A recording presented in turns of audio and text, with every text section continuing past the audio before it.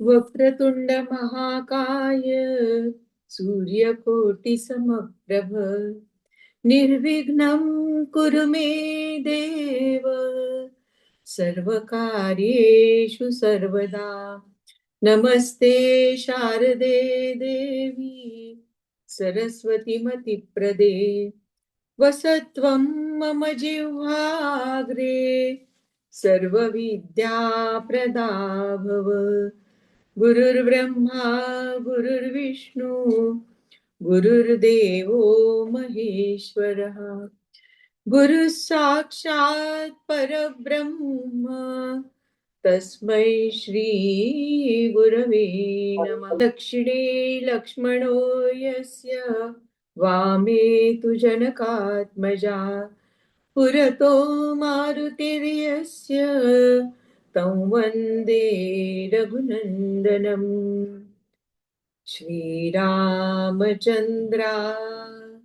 करुणा समुद्रा ध्यातो तुझी राजसयोग मुद्रा नेत्री नये रे तुझ वीण निद्रा कै भेटसी बा मजला सुभद्रा वसुदेव सुतं देवं कंसचाणूरमर्दनम् देवकी परमानन्दं कृष्णं वन्दे जगद्गुरुम्। जयांचा जनी जन्मनामार्थ झाला जयांनी सदा वासनामात केला जयांच्या मुखी सर्वदा नाम कीर्ती नमस्कार त्या ब्रह्मचैतन्य मूर्ती शुका सारिखे पूर्ण वैराग्य ज्याचे वसिष्ठा परी ज्ञान योगेश्वराचे कवी वाल्मिकी सारिखा मान्य ऐसा नमस्कार माझा सद्गुरु रामदासा। जय जय रघुवीर समर्थ श्री सद्गुरुनाथ महाराज की जय। परम पूज्य गुरुदेवता श्री कलावती माता की जय। गेले 4 दिवसापासून आपण परमपूज्य आईंचं चरित्र ऐकतो आहोत। प्रभू श्री रामचंद्र, समर्थ रामदास स्वामी आणि परमपूज्य कलावती आई यांच्या चरणी साष्टांग दंडवत करून आपण सर्व उपस्थित आराधना ध्यान समूहाचे सर्व साधक आपल्या हृदयस्थ परमात्म्याला वंदन करून आजच्या पुढच्या आईंच्या चरित्राकडे आपण वळूया। अनेक बोहारी लोकांना सन्मार्गाला लावण्याचं मोठं कार्य आईंनी केलं आणि याच लोकांनी त्यांना पहिल्यांदा आई म्हणून म्हणायला सुरुवात केली। त्यामुळे पुढे चरित्रामध्ये सर्व ठिकाणी आई म्हणूनच संबोधन आहे। आणि ह्या काही मंडळींनी अनेक पद पण रचलेली आहेत आणि तसंच ते काल म्हटलेला तो पाळणा होता, तो पण एक येणारे भक्त होते त्यांनीच तो रचला होता। 40 कडवी आहेत त्याची। जेव्हा आईंचा वाढदिवसाचा कार्यक्रम असतो त्यावेळेला पहाटे 4:55 त्याची सुरुवात होते आणि जवळजवळ 5:25 पर्यंत तो 5:20 पर्यंत पूर्ण होतो। 30-35 मिनिटाचा तो पाळणा आहे। आपण काल म्हटलं होतं की त्याचं 1-2 कडवी फक्त म्हणून आपण पुढे जाऊया। अंबे जो जोगे कलावती जगज्जननी भगवती अंबे जो जोगे। भाद्रपद शुद्ध पंचमी या शुभ दिनी सीता माईच्या उदरी घेतला अवतार. ब्राह्मी मुहूर्ती शांतारामा आनंद अति अंबे जो जो घे पहिल्यावर शांती हरी ऐसा प्रथम उच्चार केला दुसरा व्यात शाळेचा हट्ट धरुनी चकितची केले सकला अंबे जो जोगे.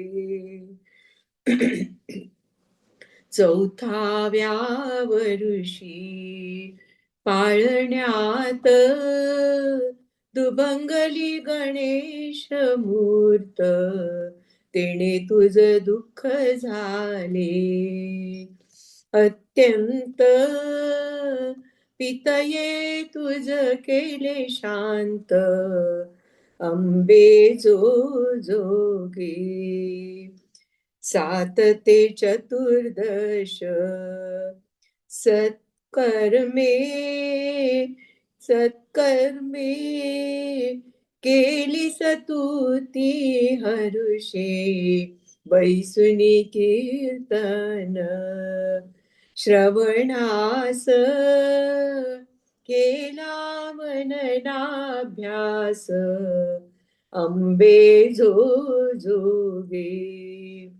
15व्या वर्षी लग्न झाले गावी वऱ्हाड निघाले वाटेत हुबळीसी उतरून राहिलेस 4 दिन जाऊनी सोमवारी सिद्धाश्रमी पूजिले आरुढ स्वामी अंबे जो जोगे. कलावती जगज्जननी भगवती अंबे जो जोगे. असे अनेक ओव्यांमध्ये आईंचं चरित्र गुंफलेलं आहे आणि सगळं वर्णन त्याच्यामध्ये आहे की पुढे संसार, दोन्ही मुलांचा जन्म, संसाराची पूर्णता, पुढे मिळवलेली सद्गुरु कृपा आणि केलेलं सद्गुरु सेवा, 12 वर्ष कीर्तन सेवा, हा सगळं ओवीबद्ध वर्णन या पाळण्यामध्ये आहे. आणि हा सगळे आईंनी जी उपासना दिलेली आहे ती सामुदायिक पद्धतीने आहे. आणि या उपासनेमध्ये आपण स्वतः म्हणत असताना अनेक मंडळी त्याच्यामध्ये सहभागी असतात आणि आपल्याला वैयक्तिक आणि सामुदायिक असा डबल फायदा त्यामध्ये होत असतो. कारण याचं कारण असं आहे की एकदा सत्ययुगामध्ये ध्यान, त्रेतायुगामध्ये यज्ञ, द्वापार युगामध्ये अर्चन आणि कलियुगामध्ये नामस्मरणाला विशेष महत्व आहे. प्रत्येक काळामध्ये एकेका उपासनेला फार महत्व आहे आणि त्याद्वारे आपण भगवंताला लवकर प्रसन्न करून घेऊ शकतो. म्हणून आईंनी मंदिरामध्ये जी उपासना ठेवली ती सामुदायिक आहे. आणि संघशक्ती कलयुगो म्हणजे कलियुगामध्ये या संघशक्तीला, सामुदायिक शक्तीला विशेष महत्व आहे. म्हणून हे वेगवेगळ्या ठिकाणी पण आपण काही सप्ताह बघतो, भागवत सप्ताह असतात, रामकथा असते किंवा प्रवचन असतात. अशा वेगवेगळ्या प्रकारचे जे सप्ताह असतात, मोठ्या संख्येने तिथं मंडळी हजर राहतात. अशा पद्धतीने ती पद्धत आईंनी भजनामध्ये सगळ्यांना दाखवून दिलेली आहे. आणि एका जागेवर बसून आपण ह्या सगळ्याचा आनंद घेऊ शकतो की ठाईच वैसोनी करा एक चित्त. आपण जर तीर्थक्षेत्री गेलो तर आपल्याला त्याच्यासाठी वेळ द्यावा लागतो, खर्च द्यावा लागतो, शारीरिक श्रम होतात.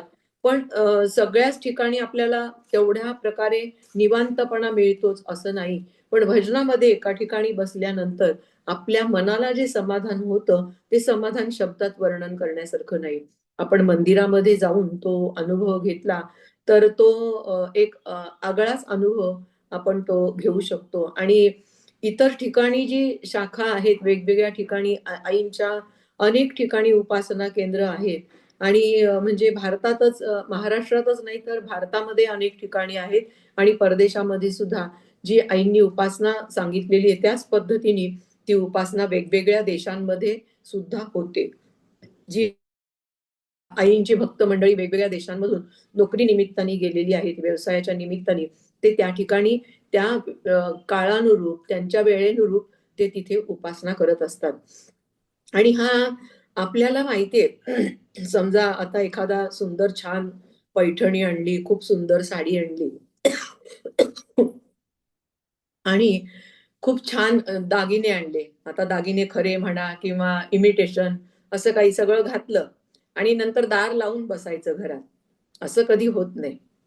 मग त्याच्यासाठी काय असतं, की मैत्रिणी असतात, आणखीन ग्रुप असतो. त्यांच्यामध्ये मग तिला सांगायचं, तिला दाखवायचं. त्याच्यात जो आनंद असतो, तो घरात एकटी बसून त्याच्यात काही मजा वाटत नाही. म्हणजे जो सगळ्यांच्या एकत्र येण्यामध्ये जो आनंद असतो, तो एकटं बसूनच आता कुठलंही असेल त्याला एकोहम बहुस्याम हे वेदवचनच आहे. आपलं श्रुतींचं वचन आहे. त्यांनी एकटा नको म्हणून त्यांनी हे जग निर्माण केलेलं आहे. आणि आईंनी पण याच्यामध्ये कलियुगामध्ये आपल्याला लवकर समाधान मिळून एक आता हल्ली कसा सगळा फास्ट फूडचा जमाना आहे. सगळं एका मिनिटात पाहिजे, एका क्लिकवरती सगळं काही आपल्याला आज हजर असतं. तर हे सुद्धा आईंनी असं ठेवलेलं आहे, की आपल्याला चटकन त्याच्यामध्ये फायदा व्हावा. अनेक साधनं असतात प्रवासाची. आपण पूर्वीच्या काळामध्ये बैलगाडी होती, घोडा, बैलगाडी, मग टांगा गाडी, त्याच्यानंतर मग रेल्वे गाडी, बस अशा प्रकारची वाहनं आणि त्याच्यापेक्षा जास्त वेगाचं विमान. मग अशा पद्धतीने ही सगळी वाहनं तर आईंचं भजन हे विमानाच्या गतीने जाणारं आहे. आपल्याला समाधान मिळवून देण्यासाठी आणि मनाला शांती मिळवून देण्यासाठी एक मोठं साधन आहे. आईंनी अनेक ठिकाणी प्रचार आणि प्रसार हा त्यांचा सुरूच होता. 1923 मध्ये लग्न झालं. 25 मध्ये ज्येष्ठ पुत्राचा जन्म झाला. 27 मध्ये प्रथम आषाढी एकादशीच्या दिवशी त्यांच्या गृहस्थाश्रम प्रपंचाची सांगता म्हणजे यजमान गेले आणि त्याच्यानंतर 1927 मधल्याच श्रावण पौर्णिमेला म्हणजे रक्षाबंधनाच्या दिवशी दुसऱ्या मुलाचा जन्म झाला. आणि त्यानंतर मग त्या काही काळ माहेरी राहिल्या. धाकट्या मुलाला जेमतेम 3 महिने झाले होते, 2.5-3 महिने. आणि त्यानंतर म्हणजे 1927 मध्येच त्यांनी तो गृहत्याग केला आणि सिद्धार्थ स्वामींच्या मठामध्ये सेवेला जाऊन राहिल्या. तिथे सेवा केली आणि 6 महिन्यामध्ये त्यांनी गुरुकृपा संपादन केली आणि पुढचे 6 महिने त्यांनी साधनाभ्यासासाठी तिथे स्वामींच्या आज्ञेनुसार वास्तव्य केलं. आणि त्यानंतर मग पुढे 1929 पासून 30 पासून त्यांचं 42 पर्यंत कीर्तन सेवा झाली. जेव्हा त्या पहिल्यांदा कीर्तनाला उभ्या राहिल्या, पहिलं कीर्तन त्यांचं बेंगलोरमध्ये झालं. एच. राव बहाद्दूर आणि गिरिजाबाई हे मद्रासहून हुबळीला आले होते आणि हुबळीहून त्यांना बेंगलोरला जाऊन पुन्हा त्यांचं घर मद्रासला होतं, तिथे जायचं होतं. बेंगलोरला जे पहिल्या कीर्तनाला जेव्हा माताजी उभ्या राहिल्या, त्यावेळेला त्यांच्या मनात असा विचार आला, की आपण कीर्तन करताना आपल्या अंगावरचा पदर व्यवस्थित आहे की नाही, या ठिकाणी आपलं व्यवधान जाऊ नये. याच्यासाठी समर्थांच्या शिष्या अक्काबाई, वेणाबाई ह्या कफनी घालून कीर्तन करत असत. तसं जर आपण केलं तर आपल्याला कीर्तनाच्या सेवेमध्ये येणारा व्यत्यय तो येणार नाही. म्हणजे काय आईंची एकाग्रता असेल, की सद्गुरूंनी कीर्तन सेवा करायला सांगितलेली आहे. अंगावरचा पदार म्हणजे आईंचं हे एक वैशिष्ट्य आहे. आईंच्या मंदिरामध्ये आपल्याला बघायला मिळेल, की कटाक्ष आहे, की दोन्ही खांद्यावरून पदर घ्यायला हवाय भगिनींनी. आणि अशा पद्धतीची आपण आईंच्या मंदिरात जर गेलो, पटकन कोणीतरी भगिनी सांगतील सुद्धा. जर असा एकाच खांद्यावरून पदर असतील तर कोणीतरी सांगतील, की अशी-अशी पद्धत आहे. असंही कदाचित सांगितलं जाईल, की ती आईंची शिस्त आहे. दोन्ही खांद्यावरून पदर घेण्याचं आईंनीच ही वळण लावलेलं आहे सगळ्यांना. आणि मग त्यांना असं मनात विचार आला आणि त्याच क्षणी तिथे कोणीतरी एक बाई आल्या आणि त्यांनी म्हटलं, की "माझी अशी इच्छा आहे, ही कपनी घालून तुम्ही कीर्तनाला उभं राहावं." आणि पहिलं कीर्तन आईंचं सुरू होणार होतं आणि ही सद्गुरूंचीच इच्छा म्हणून आणि ती त्यांच्या मनातही तो विचार आला होता.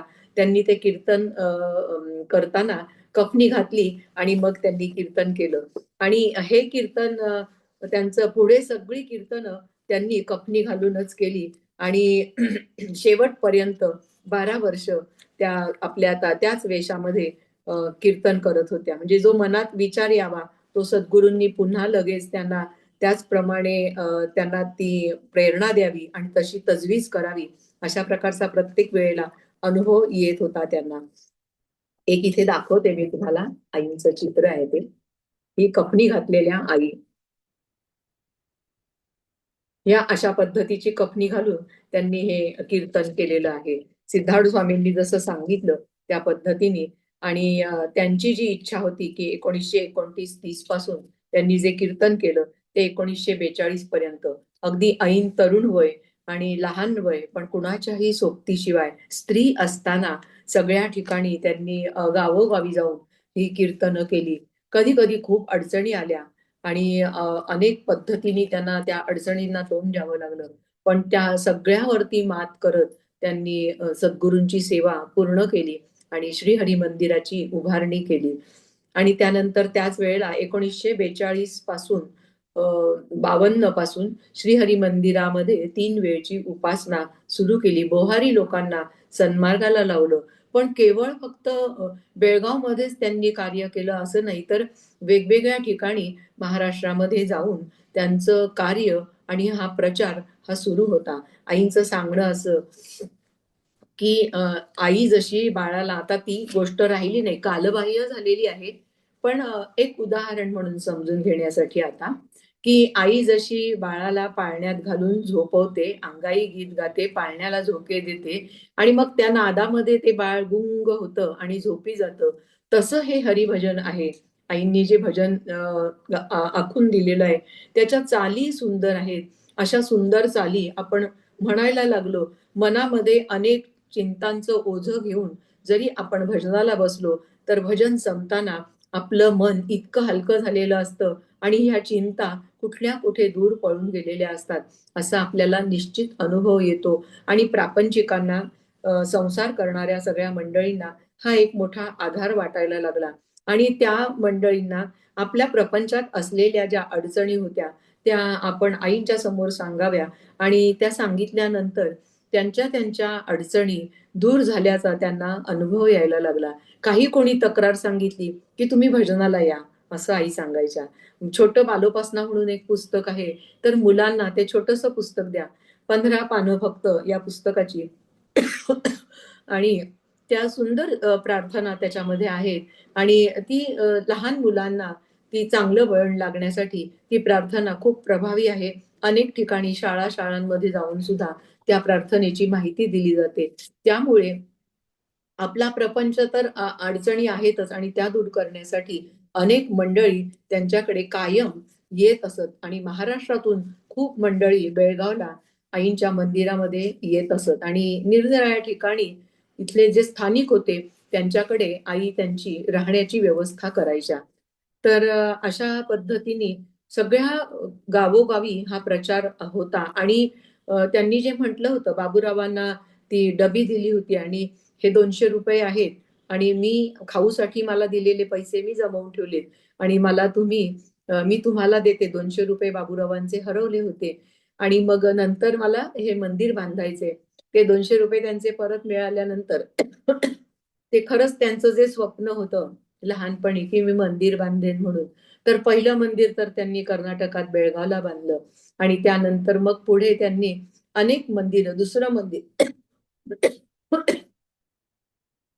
डोंबिवलीमध्ये आईंनी मंदिर तिथे जागा मिळाली अशीच भक्तांच्या सगळ्या प्रयत्नामधून. डोंबिवली पूर्वेला नांदिवली रोडला सिद्धकला कुटीर नावाची वास्तू आहे आणि ती वास्तू सुद्धा जसं बेळगावचं मंदिर आईंनी बांधलं, तसंच डोंबिवलीचं मंदिर आईंनी स्वतःच्या देखरेखीखाली बांधलं आणि हे मंदिर बांधण्याच्या वेळेला आईंच्या सूचना होत्या, की तिथले स्थानिकच लोक असले पाहिजेत. आर्किटेक्चर असतील किंवा आर-सी-सी स्पेशालिस्ट असतील त्यानंतर गवंडी असतील किंवा बिल्डर कोणी असतील, तर ते सगळे डोंबिवलीतलेच स्थानिक असले पाहिजेत. आणि त्या अटींनुसार मग त्यांनी ते बांधकाम सुरुवात केली आणि प्लॅन वगैरे पास झाल्यानंतर प्रत्येक वेळेला बांधकामाच्या सूचना असायच्या, त्या आई देऊन जायच्या. आणि तिथे जी काम करणारी जी मंडळी होती, परांजपे म्हणून आर-सी-सी स्पेशालिस्ट होते, नंतर आर्किटेक्ट होते, तर आणि बिल्डर म्हणून किंवा हे सगळं बांधकामाचं काम करणारे जे म्हात्रे काका होते, या सगळ्यांना तसा आईंचा पूर्व परिचय नव्हता.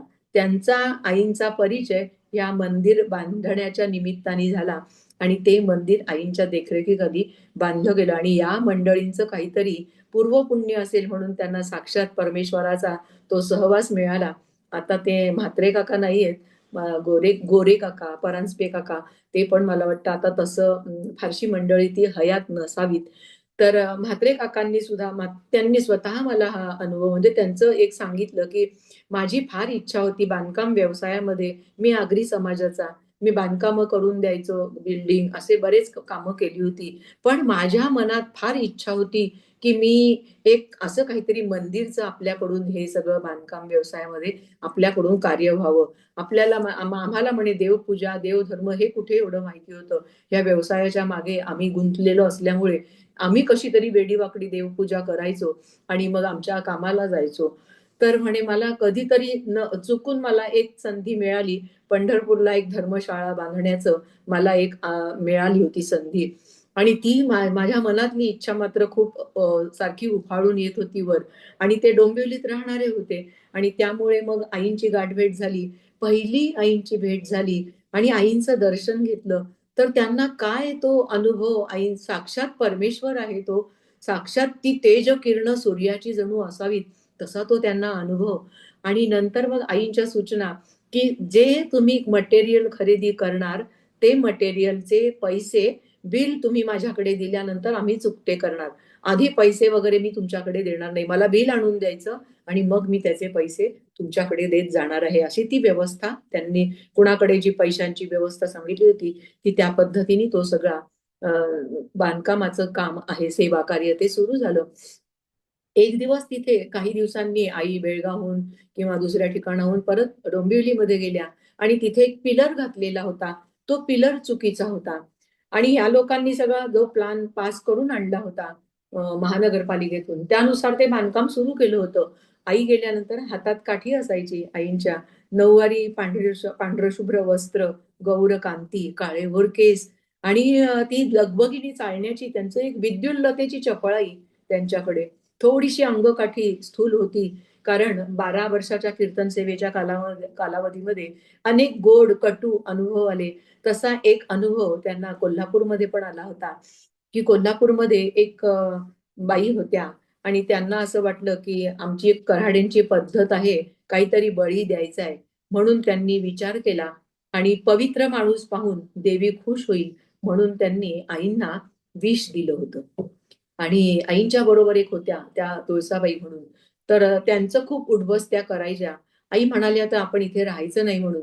पण तुळसाबाईंच्या आग्रहाखातर तिथे राहणं झालं आणि त्यांनी खूप आग्रह करून आईंना वाटीमध्ये दुधात विष घालून ती वाटी त्यांना दिली. का तर त्यांना तो जीव अर्पण करायचा असं त्यांचं काहीतरी होता विचार. आणि त्यानंतर मग आई नंतर कोल्हापूरहून बेळगावला आल्या आणि त्यांना वाटलं, की आता आपल्याला काहीतरी ही बातमी ऐकायला मिळेल. पण झालं उलटंच सगळं. आई कोल्हापूरला यायला निघाल्या, बसमध्ये बसल्या होत्या आणि मग आईंना खूप मळमळायला लागलं आणि नंतर मग खूप त्रास व्हायला लागला. एक उलटी झाली. 40 दिवस या गोष्टीचा आईंना त्रास झाला आणि त्यानंतर मग अंगकाठी थोडीशी स्थूल झाली होती. थोडासा रंग काळवंडला होता त्वचेचा. खूप गोऱ्यापान, सौंदर्य संपन्न, अतिशय तेजस्वी, पण त्याचा थोडासा परिणाम झाला होता. आणि मग 40 दिवस त्यांनी ते सद्गुरूंची विभूती वगैरे लावून मग ते सगळं निवारण झालं. कारण साक्षात तो परमेश्वरच आहे ना. त्याला त्याला आपण काय करू शकणार? ज्या त्रैलोक्य जननी आहेत, त्यांना आम्ही काय करणार आहोत? हे अशी गैरसमज त्या बाईंचा होता आणि त्यांनी अशा पद्धतीने तो प्रयोग केला होता. आणि मग परत आई ठीक झालेल्या ऐकल्यानंतर त्यांना मोठा धक्का बसला आश्चर्याचा. आणि त्या स्वतः मग त्याच पवित्र आहेत, त्यांना त्यांच्या भेटीला आपण जावं आणि त्यांचं दर्शन घ्यावं. त्या आईंची महानता आणि महती त्यांना पटली होती आणि त्या स्वतः बेळगावला आल्या, आईंचं दर्शन घेतलं. असं जर आपल्या बाबतीत जर काही घडलं तर आपली रिॲक्शन, आपली प्रतिक्रिया काय झाली असती? आपल्यासाठी कोणीतरी असा काहीतरी डाव खेळलेला आहे, तर त्यांना आपल्या डोळ्यासमोर आपण किती योग्य प्रकारे उभं करून घेतलं असतं. तर आईंनी त्यांना आग्रह करून 2 दिवस अजून ठेवून घेतलं श्रीहरी मंदिरात. त्यांची सगळी व्यवस्था केली, खाणं-पिणं ही सगळी. आणि नंतर जाताना, निरोप देताना, कोल्हापूरला निघताना त्यांना पातळ जोडी, चपला, छत्री आणि गादी वगैरे असं बऱ्याच वस्तू देऊ केल्या. तिकीट काढून त्यांना गाडीत बसवून कोल्हापूरला पाठवण्याची व्यवस्था केली. म्हणजे जे संतांची लक्षणं आहेत, अपकार्यावरी उपकार करी, अखंड हरिला स्मरी, माते सम पर नारी मारी, माते सम पर नारी मारी मानी, विषसम परपैका, म्हणजे दुसऱ्याचा पैसा त्याला कधी हात लावत नाहीत. अशा प्रकारचं संतांची लक्षणं असतात आणि ती आईंच्याकडे हा अनुभव होता आणि तेव्हापासून त्याचा परिणाम थोडीशी अंगकांती स्थूल झाली होती. त्या डोंबिवलीच्या पिलरला आई जेव्हा पाहणी करायला गेल्या बांधकामाची, त्यावेळेला पिलरवरती काठी ठेवून आई म्हणायला लागल्या, हा पिलर आपण इकडे नव्हता घेतलेला. आपल्या प्लॅन प्रमाणे हा पिलर इथे चुकीचा आलेला आहे. ते लोक आश्चर्यचकित झाले. आमच्या ही गोष्ट लक्षात आली नाही आणि गोरे काका आईंच्याकडे येणारे होते, कारण गोरे काकूंच्यामुळे काकांनी अनुग्रह वगैरे घेतला होता आणि त्यांच्या बरोबर त्यावेळेला गोरे काका पण होते. तेव्हा ती मंडळी म्हणाली, या बाई कोणत्या इंजिनिअरिंग कॉलेजमध्ये शिकलेल्या आहेत? तर पहिल्यांदा गोरे काका म्हणाले, तुम्ही त्यांना बाई म्हणू नका, आम्ही सगळे त्यांना आई म्हणतो. म्हणजे ते ऐकवत नाही आम्हाला कोणी.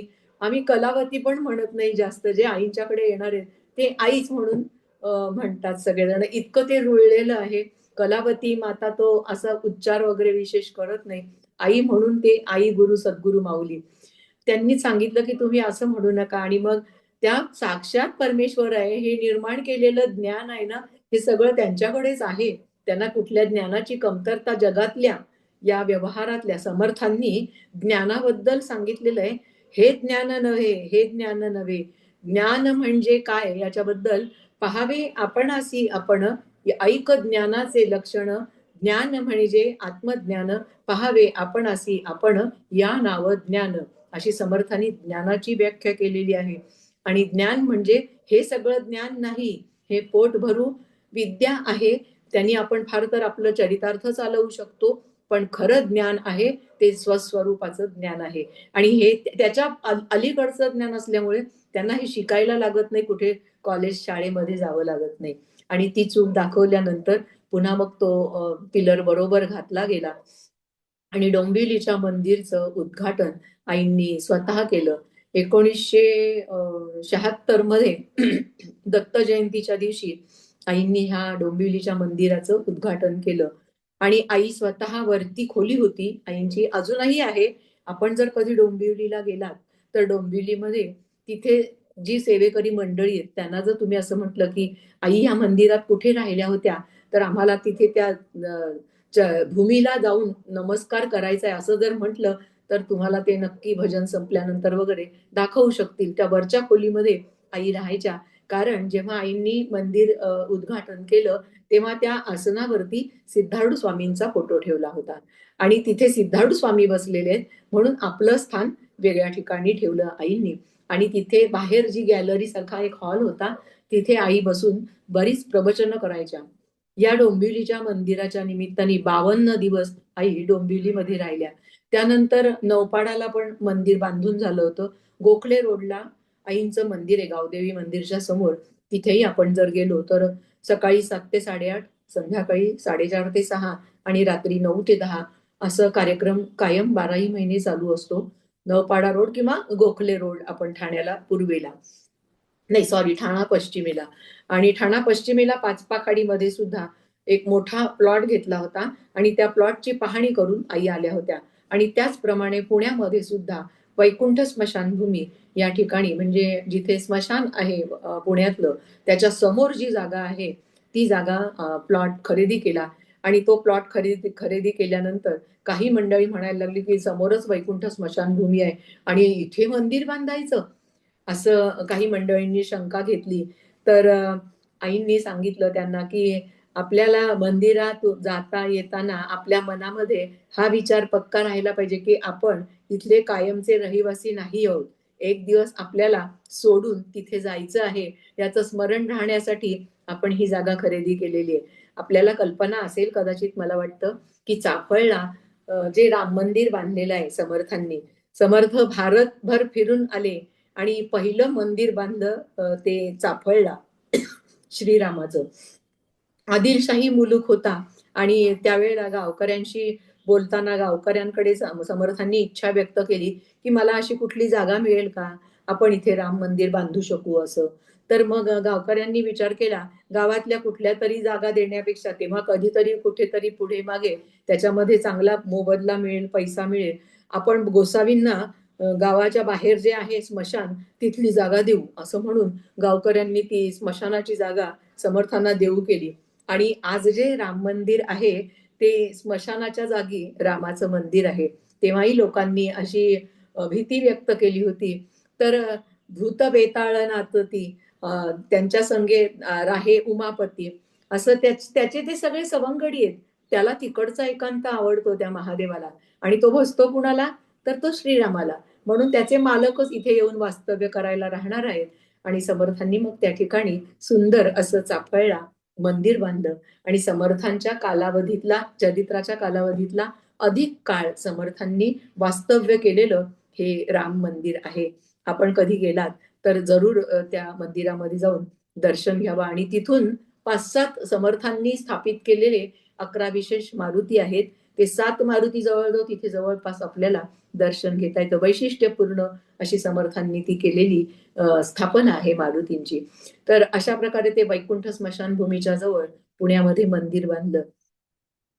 बेळगावला केवळ बोहारी लोक नाही, तर झगमगाटाची जी शहरं होती, या शहरामध्ये आणि घड्याळाच्या काट्यावरती धावणाऱ्या आणि गाडीच्या चाकावर धावणारं जे मुंबईतलं आयुष्य आहे, या मुंबई भागामध्ये आईंच्या असंख्य शाखा निर्माण झाल्या. म्हणजे कर्जत, नेरळ, बदलापूर, अंबरनाथ, कल्याण, डोंबिवली, ठाणा, आणखीन कुर्ला, दादर आणि बाकी सगळे, म्हणजे इथे हार्बर लाईनला किंवा नवी मुंबईमध्ये आणि पुढे परत भिवंडी, पनवेल या बाजूला चौक वगैरे, कर्जत, पुणा, तळेगाव, वेगवेगळ्या ठिकाणी आईंची मंदिरं आणि माणसं सगळी ही जोडली गेली आणि असंख्य शाखा निर्माण झाल्या. जिथे जावं, आईंच्या भजनाची शाखांची काय आपण, मला वाटतं, वर्णन करावं. जसं आम्ही जातो, नाक तिथे ऑक्सिजन आहे. आम्ही जिथे जातो असं नाही की आम्हाला ह्या ठिकाणी ऑक्सिजन, अगदी मोठ्या पातळीवर गेलो वरच्या तर ऑक्सिजनची कमतरता जाणवते, पण बाकी एरवी आम्हाला ऑक्सिजन इकडे मिळाला नाही असं होत नाही. परमेश्वरांनी जो प्राणवायू आहे, ज्याची विशेष आवश्यकता आहे, त्याची सोय सगळ्या ठिकाणी केलेली आहे. तशी आईंची व्यवस्था आहे. बालवासनेतल्या मुलांना 45 रविवार, दर रविवारी हजेरी घेतली जाते. एक कार्ड दिलं जातं, त्याच्यावर शिक्का दिला जातो आणि मग तो शिक्का जर घेतला तर मग त्यांना बक्षीस मिळतं आईंच्याकडून. तर ते, त्यासाठी मुलांनी तिथे नियमितपणे हजर राहिलं पाहिजे. समजा मुलं एका गावाहून दुसऱ्या गावाला गेली तर त्या मंदिरामध्ये मधून त्यांनी तिथे जवळपास चालणाऱ्या उपासनेचा पत्ता घेतला तर त्यांना त्या गावामध्ये सुद्धा दिवाळीची सुट्टी किंवा उन्हाळ्याची सुट्टी असते, त्या गावामध्ये सुद्धा गेले तरी त्यांना बालोपासनेचा हजेरी, प्रेझेंटी घेता येते. अशी व्यवस्था आईंनी केलेली आहे. आणि मग हा सगळा प्रचार आणि प्रसार होत असताना एवढा आईंचा हा परिवार वाढला की तो अतिशय अनेक मंडळी इथे मंदिरामध्ये येऊन पण राहत असत. का जिथे आई सोय करत त्या ठिकाणी राहायचं आणि आईंची मधून मधून प्रवचनं पण व्हायची वेगवेगळ्या विषयावरती. पण कुठला ग्रंथ असा समोर ठेवलाय असं नाही. आईंनी हे सगळं म्हणजे सोवळ्या ओवळ्यात बांधलेले ग्रंथ होते ते थोडंसं बाजूला ठेवून सर्वसामान्य बहुजन समाजाला सुद्धा याच्यामध्ये सहभागी होता येईल अशा पद्धतीने हा भजन मार्ग आईंनी निवडलाय. कारण आत्ताचा हा खूप आपलं जग आहे ते खूप धावतं आहे. फार फास्ट लाईफ असं झालेलं आहे आणि अशा ह्या धावत्या जगामध्ये, अशा ह्या वेगवान आयुष्यामध्ये आपल्याला कशा पद्धतीने उपासना साधता यावी, अशा पद्धतीचं आईंनी ही सगळी योजना केलेली आहे. कारण आज सोवळं ओवळं म्हटलं, 4 दिवसाचं पण आपण म्हटलं, तर पूर्वीच्या काळात जसं होतं, तसं आता ते काही राहिलंच नाहीये. तर अशा पद्धतीने जर बंधनं घातली असती, तर देवाची उपासना करायला कुणी तयार झालं नसतं. तर त्या सगळ्याचा मध्यम मार्ग काढून आईंनी हा भजन मार्ग आखून दिलेला आहे. आणि अनेकांना वेगवेगळे अनुभव या सगळ्या गोष्टीतून कुणाचा प्रपंच, कुणाला कुणी फसवणूक करत आहे, कुणाच्या अनेक प्रापंचिक अडचणी आहेत, कुणाचे दुर्धर आजार आहेत, हे सुद्धा यातून बरं झाल्याचा त्यांना अनुभव आला. दरम्यानच्या काळामध्ये दोन्ही मुलांची शिक्षण झाली होती आणि एक धाकटा मुलगा कमलाकर ते पुण्याला शिकायला होते आणि मोठे मुंबईमध्ये होते. नंतर मग गॅसच्या कंपनीमध्ये, पेट्रोलियम कंपनीमध्ये मोठ्या मुलाला नोकरी लागली आणि धाकट्याला पण इथेच बेळगावच्या जवळ घटप्रभा एक गाव आहे, शहर आहे. त्या ठिकाणी त्यालाही नोकरी लागली आणि त्याची नोकरी सरकारी होती. आणि मोठा मुलगा मग त्याचाही विवाह झाला मोठ्या मुलाचा आणि दोन्ही मुलांचे नंतर विवाह झाले. मोठ्या मुलाला एक मुलगा आणि धाकट्या मुलाला 4 मुलगे. त्याच्यापैकी अ, चैतन्य, योगिनी, चिन्मय, नंदिनी म्हणजे 2 मुली कमलाकर दादांना आणि 2 मुलं असं 4 मुलं झाली. आणि या 4 मोठ्या म्हणजे ती मुलं शिकत होती. आता ती सगळी मुंबईमध्ये नोकरी करत होता मोठा नातू आईंचा धाकट्या मुलाचा मुलगा.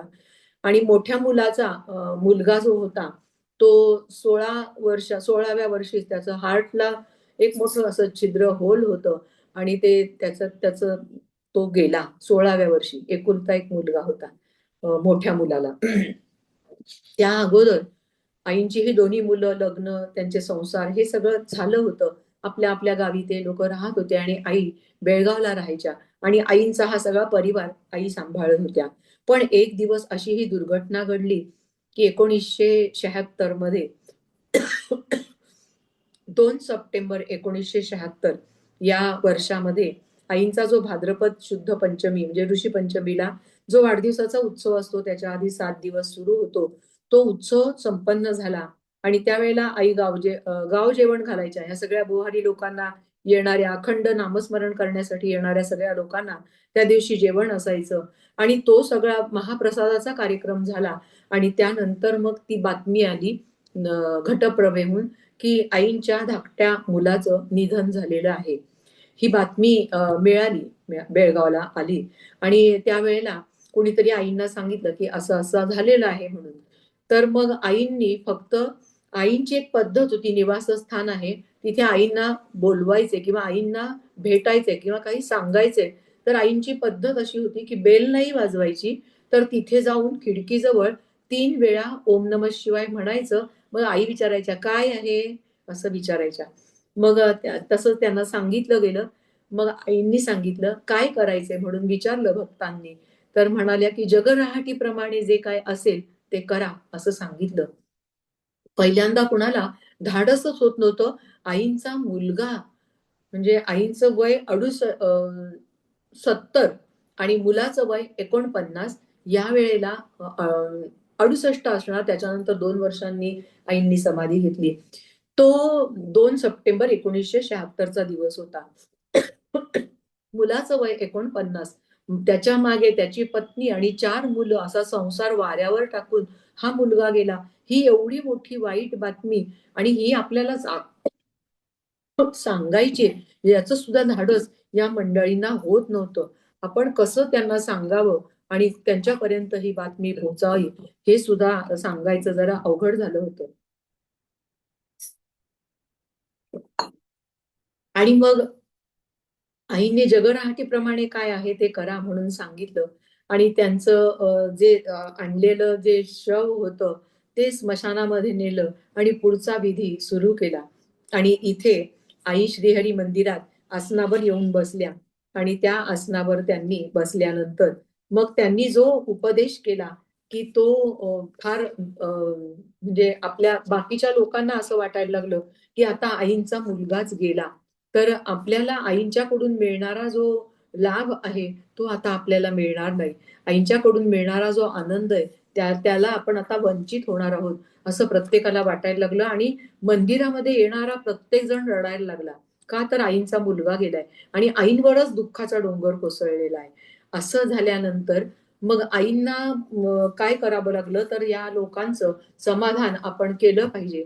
त्या आसनावर येऊन बसल्या आणि त्यांनी त्यावेळेला त्या आसनावर प्रवचन करायला सुरुवात केली आणि त्यावेळेला जी प्रवचनं आईंनी केली ती सगळी जन्म मृत्यूच्या रहाट गाडग्यावर आईंनी प्रवचनं केली. असं एक दुर्मिळ चित्र की तरुणपणामध्ये पतिशोक आणि वृद्धपणामध्ये पुत्रशोक हे खूप वाईट असतात. तर याच्या पलीकडे आपल्याला जाता आलं पाहिजे, या दुःखावरती मात करता आली पाहिजे, अशा आशयाची आईंनी प्रवचनं केली. आधी लोकांना वाटलं की आता आई बोलूच शकणार नाही. पण आई तर नेहमी जसा आपल्याला आनंदी आईंचं सुहास्य मुद्रा दिसते, तशीच आपल्याला दिसते. काहीच फरक नाही. आश्चर्य वाटलं लोकांना. मग त्यांनी सांगितलं की हा जो आनंद आहे, तो जन्मले ते मरणार आहे, फुलले ते झडणार आहे, उगवले ते मावळणार आहे, हा सृष्टीचा नियमच आहे. आणि त्यांनी सगळ्या लोकांना हा उपदेश करायला सुरुवात केली. आणखीन आईंनी सांगितलं की आपण भुईमुगाच्या शेंगा असतात, त्याच्यामधले दाणे आपण काढून घेतल्यानंतर त्या टरफलाला काही अर्थ असतो का? आपण ते जतन करून ठेवतो का? तसं आपण करत नाही. तर ते टरफलं आहेत, ती आपण टाकून देतो. तसं आहे की आपल्याला हा देह आहे, तो आपल्याला आपण नाशिवंत आहे, आपल्याला तो शाश्वत वाटतो. तर परमेश्वराच्या या गौड बंगालात आपल्याला अडकता येणार नाही. स्वतःचा पोटचा मुलगा गेलेला आहे आणि ही जगन्माता जगाचे अश्रू पुसण्यासाठी त्यांना बोध करते. हे केवढं दुर्मिळ गोष्ट आहे ही आणि किती मोठी गोष्ट आहे. आपण समाधानाने राहून तोच आनंद चेहऱ्यावर ओसंडणारा आणि त्या प्रवचनामध्ये आईंनी वर्णन केलंय, मी लहान असताना 18 वर्षाची असताना पतिनिधन झालं आणि त्यावेळेला मला हे जीवन नको म्हणून मी हे संपवण्यासाठी निघाले होते. कारण का? तर त्यावेळेला मला सद्गुरूंची भेट झालेली नव्हती. सद्गुरूंची कृपा संपादन केली नव्हती. आज मला सद्गुरूंच्या कृपेमुळे मला त्याच्या पलीकडे त्यांनी नेऊन ठेवलेलं आहे. सुख-दुःखाच्या पलीकडे आणि मी स्वतंत्र नाहीये तुमच्यासारखी. तुम्ही जसे स्वतंत्र आहात, तशी मी स्वतंत्र नाहीये. मला कृष्णाने बोल म्हटल्याशिवाय मी बोलू शकत नाही. त्याची जेव्हा मला प्रेरणा असते, तेव्हाच मी बोलू शकते. त्यामुळे त्यांनी अशा पद्धतीने हरिमंदिरात येणाऱ्या लोकांच्या डोळ्यातली अश्रू थांबवण्यासाठी या जगन्मातेनी त्यांना हा उपदेश केला आणि हे मोठं कठीण कार्य आहे आणि त्याला आपण सामोरंच गेलं पाहिजे. सुख-दुःखापलीकडचं सुख आहे. आई त्यामुळे त्यावेळेला म्हणाल्या वर्णन करताना, की जर प्रपंचामध्ये आम्हाला दोन्ही अनुभव येत असतात. बाप मेल्याचं दुःख होत असतं आणि त्याच वेळेला इकडे पुत्र जन्माला आलेला असतो, तर त्याचा आपण काय करायचं असतं? कुठली भावना व्यक्त करायची? वडील गेल्याचं दुःख की पुत्र झाल्याचा आनंद? प्रपंचामध्ये ह्या दोन्ही गोष्टींना आपल्याला सामोरं जावं लागतं. हे परमेश्वराचं गौड बंगाल आहे. या गौड बंगालातून आपण सुटल्याशिवाय आपल्याला पुढे प्रवास करता येत नाही. अशा प्रकारचा एक अमौलिक अ, जो उपदेश आहे तो आईंनी केला. आईंचं सांगणं असं आहे, भजन हे काही टाळकुटे आहेत, चालल्या टाळ कुटायला, अशी जी कोणी उपहासाने म्हणतात, तर तसं हे भजन, हे साधन नाही. तर नरदेहामधून मनुष्याचा उद्धार करून देणारं असं हे सोपं, सुगम आणि सर्वोत्कृष्ट असं हे भजन, हे साधन आहे. जीवनाचा मार्ग आक्रमक असताना आपल्याला अनेक संकटांना तोंड द्यावं लागतं. तर त्यावर मात करण्यासाठी आपल्याजवळ काहीतरी तशीच ताकद असायला पाहिजे आणि ती ताकद आपल्याला भजनामधून नक्की मिळते. देवाच्या सहाय्याची आपल्याला जरुरी आहे आणि आपण हे जे काही मिळवतो, हे कितना कमाले धन दौलत मोती, लेकिन कफन को जेब नहीं होती. आपण आता बघतो की मुलाला देणार, मुलीला देणार नाही तर मुलीलाच देणार, मुलाला नको. यांनी मला काळजी घेतली, त्यांनी मला हे केलं नाही. या सगळं माझं काय मिळवलंय त्याच्यामध्ये आमचं लक्ष असतं आणि मग ह्याला नाही देणार, त्याला नाही. तिथे नेण्याची जर सोय असती, तर त्याची सगळी व्यवस्था माणसाने केली असती. पण येता उघडा जाता उघडा संगे न ये मणी फुटकारे. देवानी सांगितले तू जसा येताना आलायस तसं जाताना तुला जायचंय, पण एक घेऊन जाऊ शकतो आपण, की आपली जी शिदोरी आहे सत्कर्माची, ती आपण नक्की घेऊन जाऊ शकतो. अक्कांचं चरित्र सांगितलं तेव्हा मी म्हटलं, की आपल्या ह्या सत्कर्माचं ऑडिट, आपल्या कर्माचं ऑडिट, म्हणजे आपण सत्कर्म किती केलंय, आपल्याकडून चुकीचं कर्म किती घडलेलं आहे, याचं ऑडिट आपण रोजच्या रोज करायला पाहिजे. आणि मग त्यातून आपलंच थोडंसं सतत विचार करताना कधीतरी विसर पडेल, हा आज आपण हा विचार केला नाही. ही आईंची एक सांगणं आहे, विचार आहे, की हे करमणुकीचं साधन मानायचं नाही, तर हा आपल्या उद्धाराचा मार्ग आहे आणि तो मार्ग आपण तो स्वीकारला पाहिजे. आणि याच्यासाठी आईंनी अनुग्रह पण देण्याची व्यवस्था, त्यावेळेला आई प्रत्यक्ष अनुग्रह देत होत्याच आणि आत्ता सुद्धा अनुग्रह घेता येतो. आईंच्या समाधी समोर बसल्यानंतर मग हा अनुग्रह आईंच्याच स्वरामध्ये आपण ऐकतो आणि ती मंत्ररूपी शक्ती आपल्याकडे येत असते. तर त्याचा सुद्धा आपण आनंद घेऊ शकतो. का? तर मग आपण कितीही व्रतवैकल्य केली तरी पण नातं असल्याशिवाय प्रेम करता येत नाही. समजा आता एखाद्या मुलाने मुलगी बघितली, लग्न जमवायचं आहे. एक बघितली, 2 बघितली, पण त्यांच्याबद्दल समजा एक पाहिली आणि नंतर मग समजलं, की तिची आई वारली, असं काही समजलं. तर त्यांना काही दुःख आहे का त्याचं? ती बघितली होती, पण नातं जुळलं नाही. आणि दुसरी होती, दुसरी पाहिली मुलगी, साखरपुडा जमला, पण तिची तब्येत बरी नाही. तर मग साखरपुडा वगैरे झालाय किंवा जमलाय, तर मग त्यावेळेला नातं जोडलं, मनाने तरी का होईना, लग्न व्हायचंय, पण मग तेव्हा लगेच एक आतमध्ये एक वाटत राहतं, तिची तब्येत बिघडली आहे आणि त्याची चिंता वाटायला लागते. म्हणजे माझं मानल्याशिवाय आपल्याला प्रेम करता येत नाही. दुकानामध्ये शोकेसमध्ये अनेक चप्पल लावलेल्या असतात. आपण एखादी चप्पल विकत घेतो आणि नंतर मग मंदिरात जर दर्शनाला गेलो, तर ₹1000 दिलेत, चप्पल घेतलीये, तर ती मी इकडे लपवीन, तिकडे ठेवीन, अगदी कोणाच्या दृष्टीस जाणार नाही, असा आमचा थोडासा विचार असतो व्यावहारिक. म्हणजे तिथे गेल्यानंतर सुद्धा आमचं लक्ष असतं ते आमच्या चप्पलकडे. शोकेसमध्ये शेकडो चप्पलचे जोड ठेवलेले असतात. त्यांच्याबद्दल असतं का आमचं मत? तसं नसतं. का? तर आम्ही पैसे देऊन ती चप्पल माझी म्हटलेली असते. म्हणून त्याच्याबद्दलचा एक आपल्याला एक प्रेम, जिव्हाळा निर्माण होतो. तसं आहे माझं म्हटल्याशिवाय किंवा शेजारचं असेल, कोणी इतर असतील, तर माझा मुलगा, माझी मुलगी याच्यामध्ये जे आहे ते इतरांबद्दल नसतं. कारण आमच्यामध्ये हा अपप्रभाव असतो आणि हाच आम्हाला काढायला पाहिजे. तर सद्गुरू काय करतात आपल्याला, ते आम्ही जर त्यांना सद्गुरू म्हणून मानलं, तर मग आमचं उद्धार होईपर्यंत आमचा हात ते सोडत नाहीत आणि आमच्याकडून उपासना करून घेतात. तर त्याच्यासाठी ती सोय सुद्धा आईंनी आत्ता ठेवलेली आहे.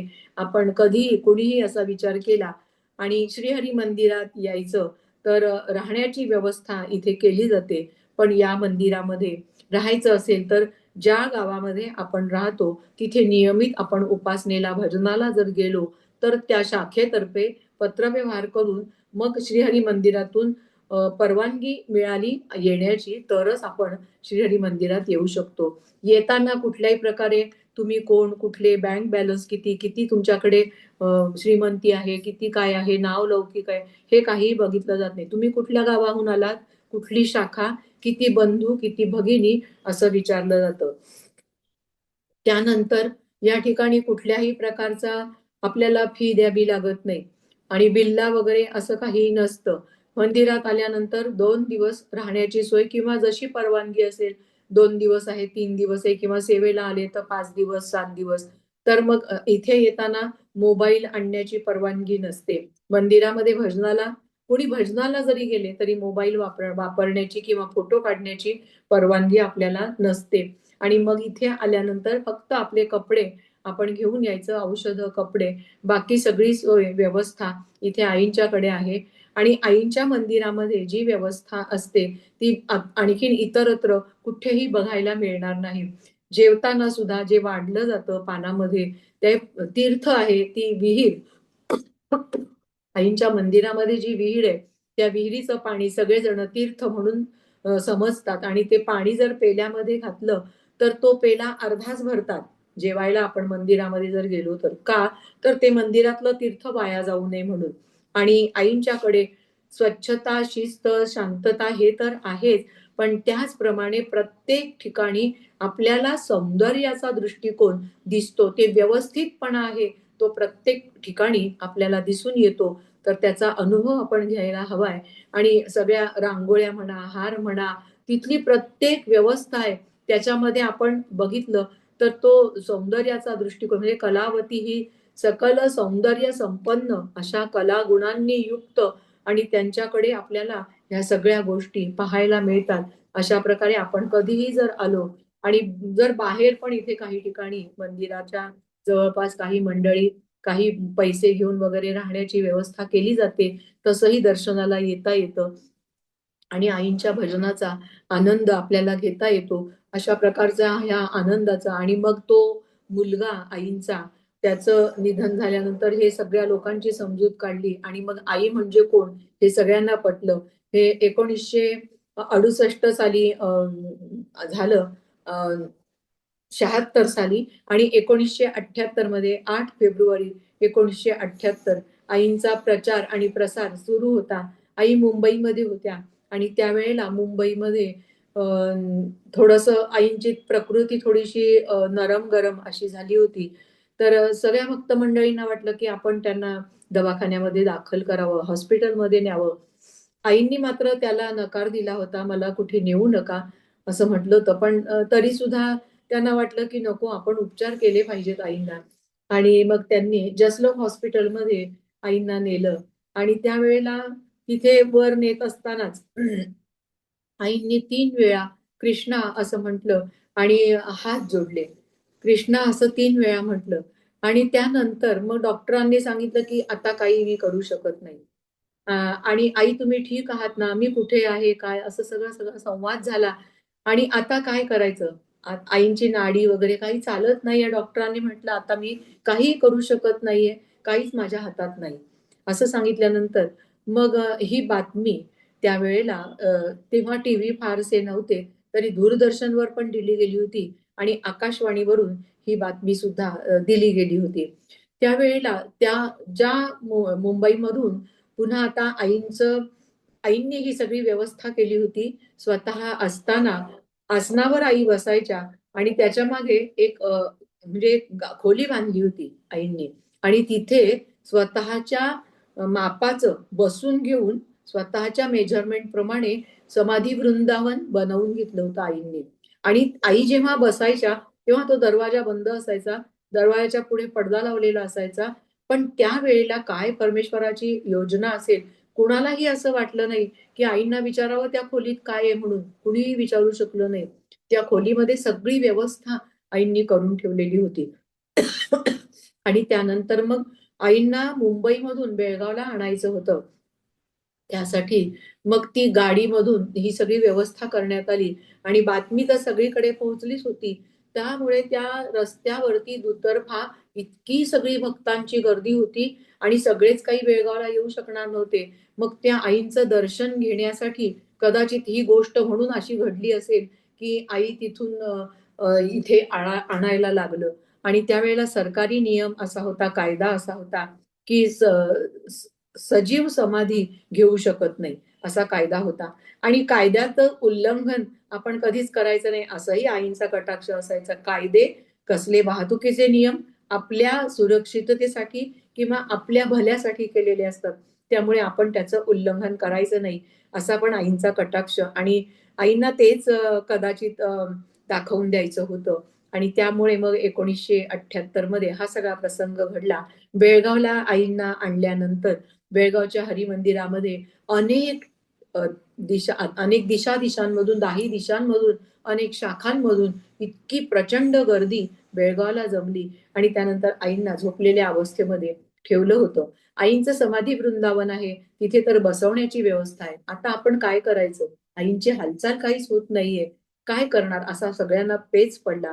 8 फेब्रुवारी 1978 ला संध्याकाळी हा सगळा प्रसंग घडला होता. बेळगावला आल्यानंतर मग 2-3 दिवस हा दर्शनाचा कार्यक्रम सुवासिनींनी नंतर स्नान वगैरे घातलं. पण त्यावेळेला अ, फार मोठी चिंता होती, की आई झोपलेल्या अवस्थेत आहेत आणि आईंना समाधी वृंदावनात बसवायचं आहे. मग आपण हे कसं करणार? असा सगळ्यांना प्रश्न. मग सगळ्यांनी काय केलं, की तुम्ही जी सामुदायिक प्रार्थना आम्हाला शिकवलेली आहे, त्याचंच महत्त्व आम्हाला आता दिसू दे आणि त्या प्रार्थनेच्याच बळावरती आम्ही हे करतोय आता सगळेजण एकत्र मिळून. अनेक उपाय काही लोकांनी सांगितले, ते भक्तांना पटण्यासारखे नव्हते. सगळ्यांनी कळकळीने प्रार्थना केली आईंच्याकडेच, की आता ही सगळी तुमची स्थिती अशी बसलेल्या अवस्थेमध्ये तुम्ही असल्या पाहिजेत आणि मग पुढचा सोहळा करता येईल.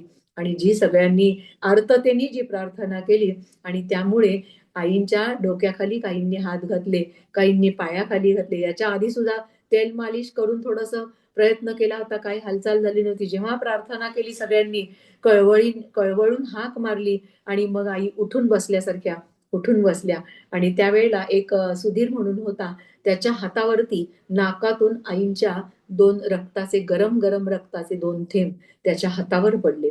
म्हणजे हा एक चमत्कारच होता. कारण कायदा तर मोडायचा नाहीये. आणि संजीवन समाधीच आईंची सुद्धा. आणि मग आईंनी म्हणजे त्यांना सगळ्या सुवासिनींनी मंगल स्नान घातलं. आईंना भगवं वस्त्र, कधी आई शुभ्र वस्त्र किंवा भगवं असं फक्त नेसायच्या नऊवारी साडी.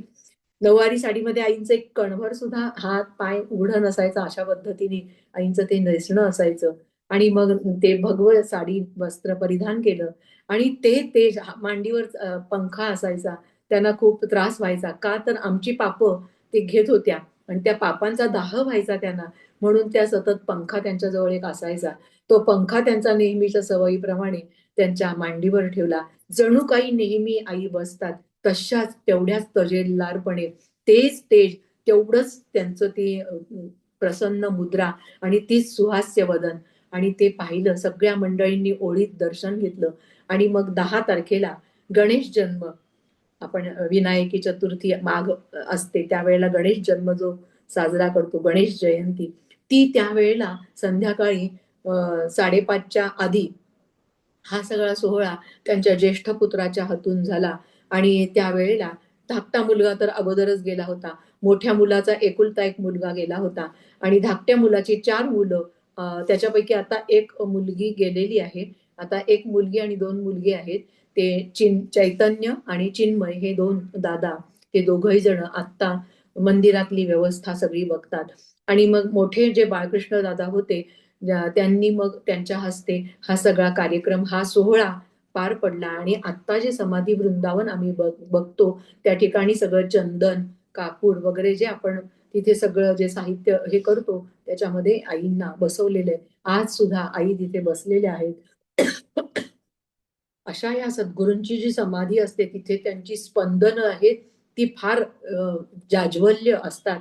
आणि त्याचा आपण जरूर तिथे गेल्यानंतर आपण अनुभव घेऊ शकतो आणि तो अनुभव आपल्याला नक्की यावा असं वाटतं. आणि प्रत्येकाचं जीवन सुखी व्हावं याच्यासाठी आईंनी दाखवलेला हा मार्ग आहे. हा मनुष्य जन्म मिळालेला आहे. हा पुन्हा पुन्हा मिळणार नाही. पुन्हा परत 84च्या चक्रामध्ये अडकायचं नसेल तर आईंचं होऊन राहिलं तर आई ह्या चक्रामध्ये आपल्याला निश्चित अडकवू देणार नाहीत. गेले 5 दिवस आपण आईंचं हे चरित्र ऐकलं, चरित्राचा हा आनंद घेतला. आणि हा आनंद कसा आहे तर अत्तर लावण्यासारखं आहे. आपण अत्तर लावलं तर आपल्या हाताला सुवास येतो. आपण कोळसा लावला तर आपले हात काळे होतील. तर अशा पद्धतीने आपण आनंद देण्याचा प्रयत्न करावा. जितुके आपणासी ठावे तितुके इतरास सांगावे. आणि शहाणे करून सोडावे सकल जन, असं समर्थ म्हणतात. बहुत जन, सकळ नाही, सगळ्यांना आपण शहाणे करू शकणार नाही. ज्यांना माहिती नाही त्यांच्यापर्यंत हा मार्ग पोहोचावा. आणि हे खरोखर करमणुकीचं साधन नाहीये, हे टाइमपास करण्याचं साधन नाही, तर आमचं आयुष्य उद्धरून नेणारं हे व्रत आहे आणि सोपं आहे. कलियुगामध्ये आचरण्यासाठी असा हा सोपा मार्ग परमपूज्य आईंनी आपल्याला आम्हाला घालून दिलेला आहे. तर आज ही सगळी सेवा सद्गुरूंच्या चरणी समर्पित करते. आपण सर्वांनी हे ऐकून घेतलं त्याबद्दल पण मी आपल्याबद्दल आभार व्यक्त करते, आराधना ध्यान समूहाचे. आणि सद्गुरूंच्या चरणी प्रार्थना करते. सर्वेपि सुखिनः सन्तु, सर्वे सन्तु निरामयः, सर्वे भद्राणि पश्यन्तु, मा कश्चित् दुःखमाप्नुयात्. श्री सद्गुरुनाथ महाराज की जय. परमपूज्य गुरुदेवता श्री कलावती माता की जय.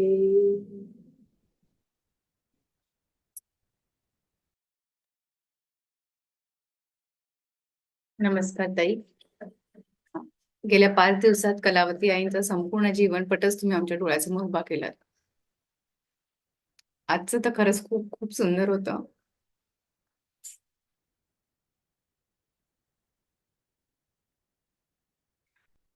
नाही बोलू शकत मी.